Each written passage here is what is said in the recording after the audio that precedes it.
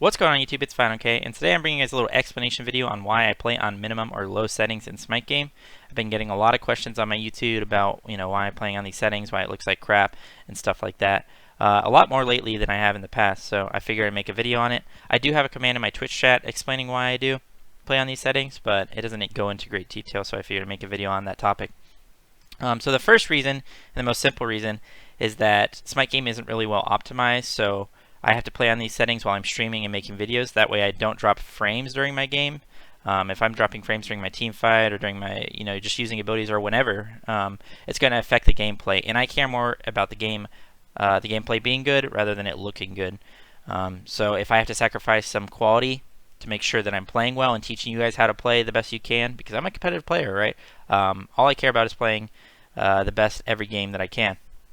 And I want to teach you guys how to play like that too. So that's why I play on these low settings, just to make sure I never have the opportunity to drop frames.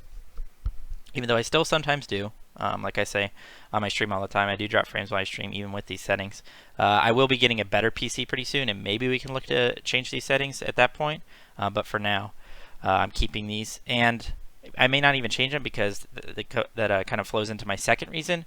I've been gaming on PC for a long time, and when I started out I had a pretty low-end PC, so I was always playing on the minimum or low settings for every game that I played. Call of Duty, CSGO, like Battlefield, everything on PC that I used to play. Competitively, that is, and it's just what I've gotten used to. So I kind of prefer to have potatoey graphics because it's less distraction. It's what I'm used to. It's just less things in the way. All I have to do is focus on playing to the best of my ability and playing with the max frames possible. However, when I do get my new PC, I do think there is a good in between here, because I do not think that the quality is useless. I think that having good quality in your stream and in your game is important, especially for your fans. I never really cared about it, but I do recognize that a lot of you do want to watch a game that looks good. So when I get my new computer, we'll look to readjust these settings and stuff. But for now, this is what I'm playing on, and I'm not going to change it for now because I want to play with the best frames. I want to play how I'm used to, because at the end of the day, I need to play the best I can every game. I care more about that than the quality of the game. So we'll just go through the settings real quick, because people also have asked what the settings are, because they want to know so that they can play on these settings, so they can maybe get the max frames possible as well. So what I have are my world detail is set to low. The thing about this one is that if you set it to minimum, it actually roughs up some of the edges. It makes it look like it's not supposed to. So if you have it on low, it'll look like it's supposed to. It'll just be really low quality. So that's why I don't go minimum on world detail. Texture detail is set to minimum. I've heard that you can set this to max and it actually won't affect your frames at all. And I've tried it a few times and I think it actually worked, but I just so used to minimum textures that I've kept it at that. So this is the one that you could probably get away with having higher than the others. But everything else, shadow detail minimum, that's going to affect your frames a good amount. So is shader quality, particle detail as well. So this is all set to low or minimum if the minimum is an option.